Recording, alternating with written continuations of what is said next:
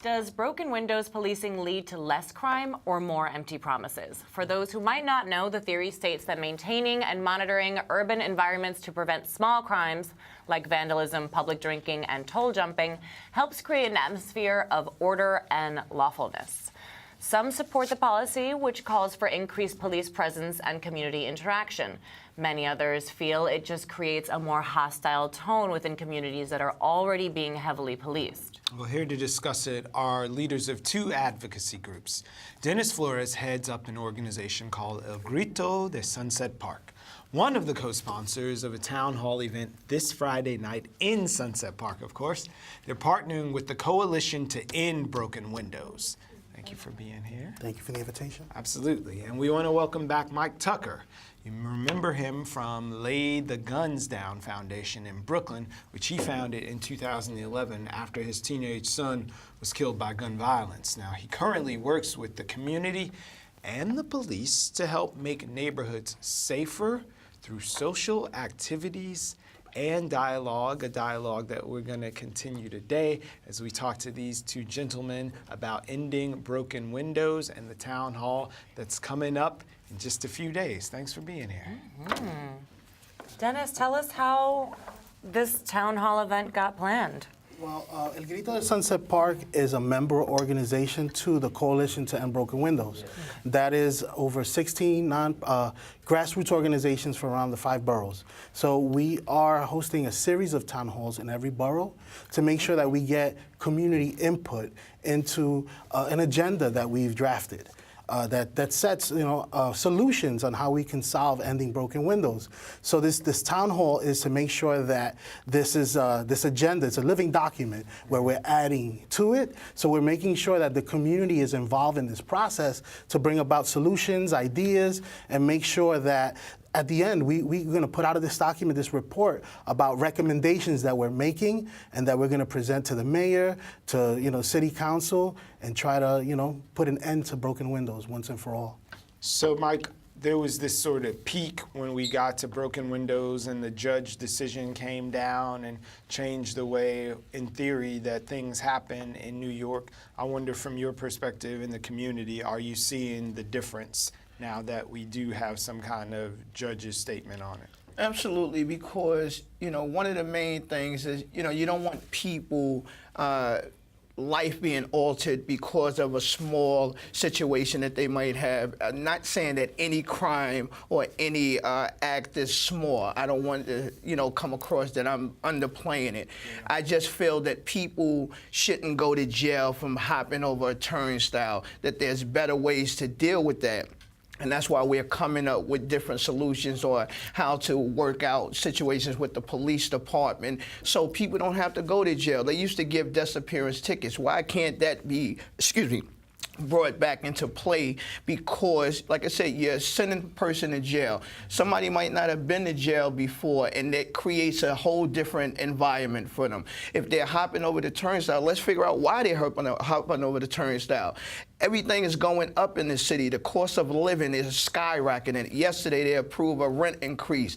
People are sneaking on the subways because they might not have car fare to get to work. They might not have, that could be dinner for the night. You understand? You have to look into the situations of how does this affect people? But as we can see, nobody cares. It's raise the rent, raise the toll, raise the price of milk, raise everything. How am I supposed to calculate that into the $30,000 that I'm making a year?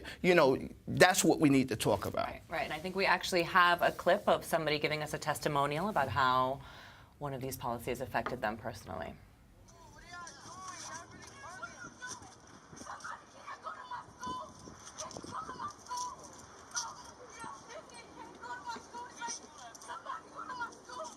The sergeant came up to me right here and was like, "Where are you going?" I said, "To school." He said, "Do you have ID?" I said, "No, but we can walk to school together."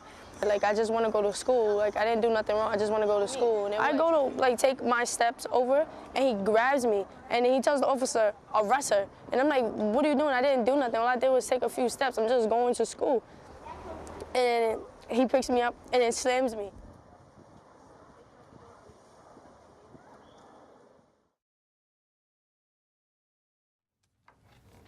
So that's just a little look at some of the broader work that El Grito has been doing with their Cop Watch program, where people are encouraged to actually document the interactions and what's happening, and you get stuff like this more often than you'd like to see. Yeah, this is a 19-year-old girl who's on her way to her school, high school. She's around the corner, about 40 feet away from the entrance. Right. At 9:01, according to the metadata of the file for her cell phone, it was 9:01. So the police officer approached her to accuse her of truancy. Truancy is not till after 10 a.m. And I'm on my way to She's a few feet from away. here. So the cop really approached her, and what he said to her was, "Are you a boy or a girl?" So this is what it was. This officer has some sort of bias.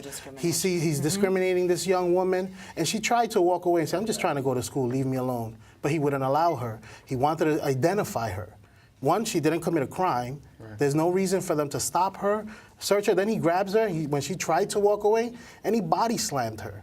So these are the interactions that our community has with police because of broken windows. When we see incidents like Eric Garner, who allegedly was selling cigarettes, we don't even know if that's the reality, what really happened.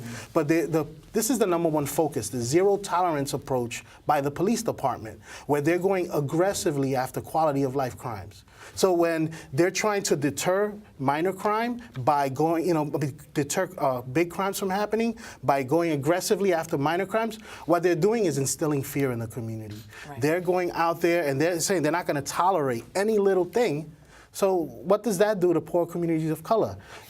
Where we have this aggressive approach for little minor things. Yeah. So how are they supposed to bridge the gap between the community and the police if this is the approach that a young woman is getting when she's trying to get her way to school? Right. So what are some better ways to do it, Mike?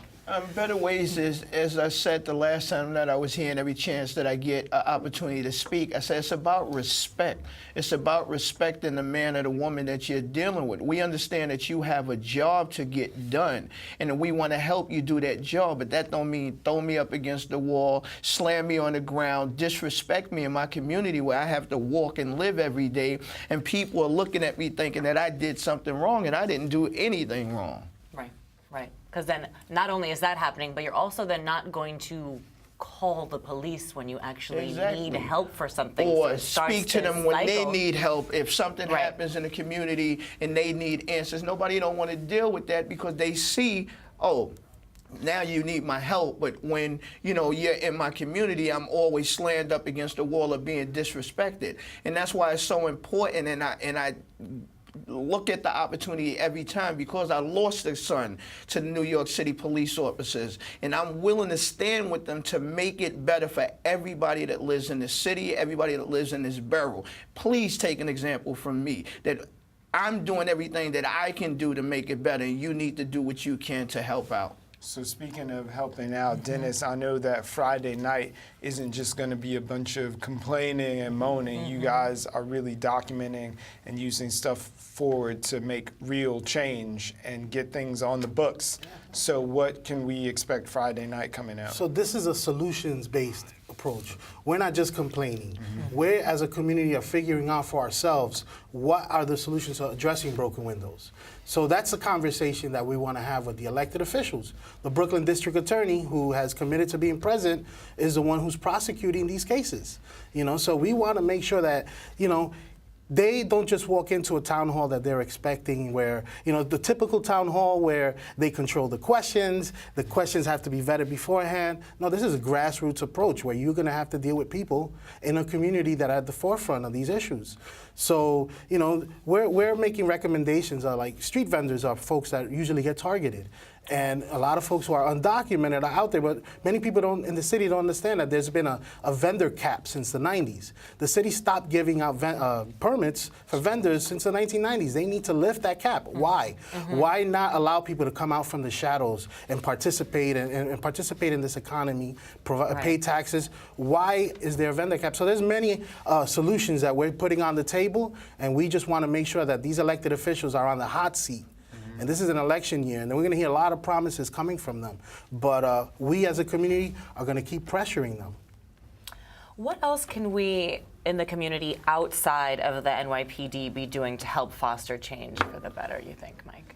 come outside, you know, find out what's going on. That's why, you know, the events that I do every year is just a hub, a community hub, partnering with different businesses, elected officials to let the community know what's going on and what steps they can do to make it better. But it's about them as well. You can't rely on the police or depend on the police or elected officials to bring about the drugs that's the change, the drugs that's being sold in your building if they don't know about it, or if your family members are participating in it. So it's like, you know, let's tell the truth. We can't sugarcoat it no more because it affects us directly, and we need to do everything in our power to ensure that our kids are protected, our families are protected, and that means us stepping up to the plate, doing our job as fathers, mothers, aunts, aunts, grandmothers to make sure that we're safe. Right.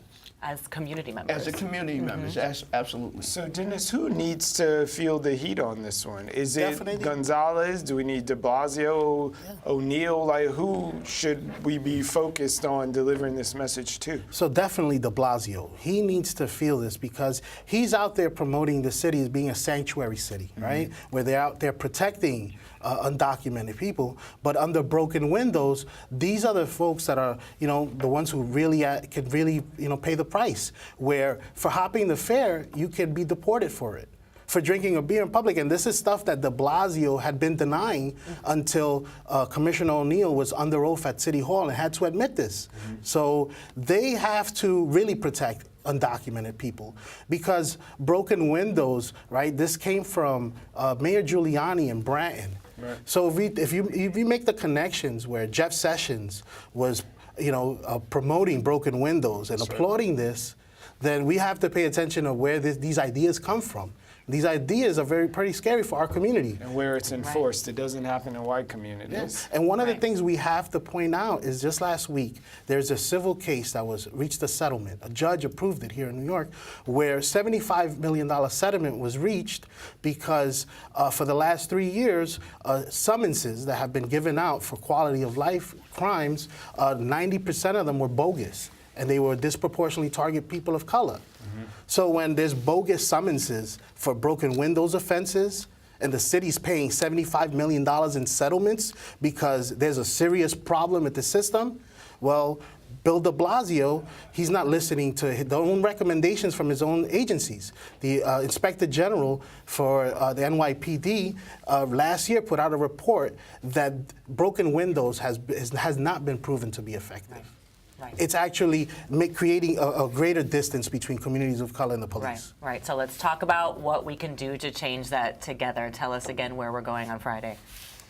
So Town Hall, Sunset Park, 42nd Street and 7th Avenue at the Sunset Park Recreation Center at 6 p.m. And again, they're going to be in every borough eventually? Every borough, yes, ma'am. All right. Well, we know what we're doing Friday. They're right here in Brooklyn. Acting DA Eric Gonzalez will be there, along with New York City Public Advocate Tish James as well. So it's a good start. All right, thank you. Thank you so much for joining us, and thank you for the work that you do.